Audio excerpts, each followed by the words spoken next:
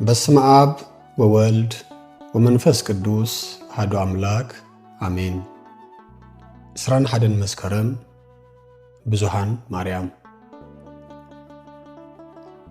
21 መስከረም ካብቶም ኣብ ቤተ ክርስቲያንና ዝኽበሩ በዓላት ኣዴና ቅድስት ድንግል ማርያም 21 መስከረም ዝኽበር በዓል ብዙኃን ማርያም ተባሂሉ ይፍለጥ። እዚ በዓል እዚ ብኽልተ ቀንዲ ምኽንያታት እዩ ዝኽበር። ተቀዳማይ ኣብ ታሪክ ቤተ ክርስቲያን ማለት ኣብ 325 ዓመተ ምህረት ሊቃውንተ ቤተ ክርስቲያን ሃይማኖታዊ ውሳኔ ክውስኑ ካብ ርሑቕን ቀረባን ኣብ ኒቅያ ዝተዓደሙሉን ዝተዓከቡሉን ዕለት እዩ። ካልኣይ ድማ ጎይታናን ኣምላክናን መድኃኒናን ኢየሱስ ክርስቶስ ዝተሰቕለሉ መስቀል ኣብ እምባ ኣምባሰል ኣብ ጊሸን ደብረ ከርቤ ዝተቐመጠሉ ዕለት እዩ። ጉባኤ ኒቅያ ኣብ 325 ዓመተ ምህረት ኣርዮስ ዝበሃል መናፍቕ ናይ እግዚአብሔር ወልድ ናይ ባህሪ ኣምላኽነት ኣይቀበልን ኢሉ ክሒዱ ባዕሉ ተጋጊዩ ንኻልኦት ብዙሓት መሰናኽል ኮነ።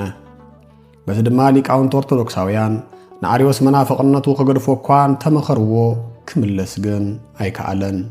እዚ ናይ ኣርዮስ መናፍቕነት ኣብ መንጎ ሊቃውንቲ ቤተ ክርስቲያን እውን ምፍልላይ ፈጠረ። ኣብቲ ግዜ እቲ ንጉስ ቆስጠንጢኖስ ኣብያተ ጣዖታት ይተዓፀዋ፣ ኣብያተ ክርስቲያናት ይትረሃዋ፣ ቤተ መቅደስ ጣዖታት ይተዓፀዋ፣ ኣብያተ ክርስቲያናት ድማ ይከፈታ ዝብል ኣዋጅ ዝኣወጀሉ ግዜ ስለ ዝነበረ ንጉስ ቆስጠንጢኖስ ብምኽንያት ክሕደት ናይ ኣርዮስ ኣብ ኒቅያ ጉባኤ ክካየድ በብዓዱ ናብ ዝነበሩ ሊቃውንቲ ትእዛዝ ኣመሓላለፈ። በዚ መሰረት ካብ ሚያዝያ 21 ክሳብ 21 መስከረም 2348 ሊቃውንቲ ኣብ ኒቅያ ተኣከቡ። ሊቃውንቲ ሱባኤ ሒዞም ብጸሎት ምስ ሕለፉ እቲ ጉባኤ በ9 ህዳር ብሓፀይ ቆስጠንጢኖስ ሳቦ ወንበርነት ብእለእስክንድሮስ ኣፈ ጉባኤነት ፈለመ።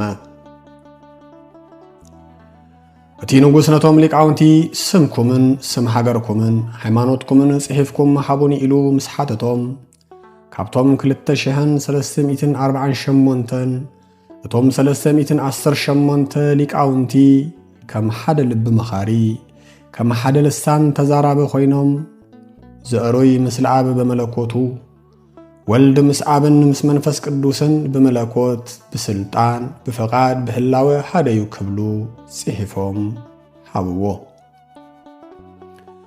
እቲ ንጉስ እውን ሃይማኖት ከምቶም 318 ሊቃውንቲ ይኹን ዝብል ኣዋጅ ኣውፂኡ ሓገገ።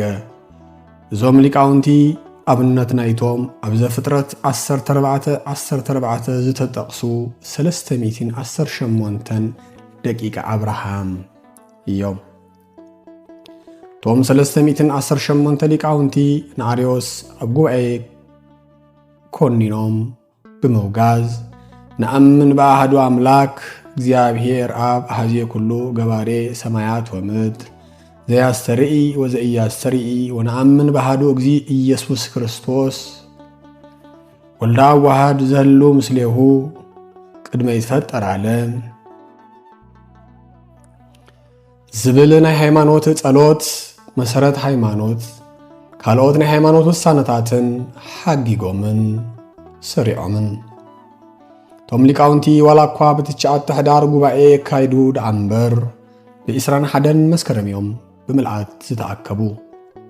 ስለዚ ድማ እዚ ዕለት እዚ ብዙኃን ማርያም ተባሂሉ ይጽዋዕ ወይ ይዝከር።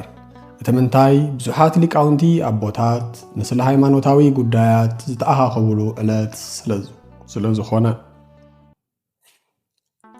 ዕፀ መስቀል ካልእ 21 መስከረም ኣብ ግሸን ደብረ ከርቤ ኣብ ኣምባሰል እምባ መስቀል ጎይታናን ኣምላኽናን መድኃኒናን ኢየሱስ ክርስቶስ ዝተቐመጠሉ ምኽንያት ብምግባር ዝበዓል ዓይቢ በዓልን ክቡርን ዕለት እዩ። ናይ ኣዴና ቅድስት ድንግል ማርያም ኣማላድነት ረድኤት ሓለዋ ቅዱስ መስቀል ፈጺሙ ኣይፈለየና።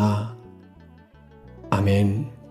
ናይ ሰላምን በረከትን ሩፍታን በዓል ይግበረልና።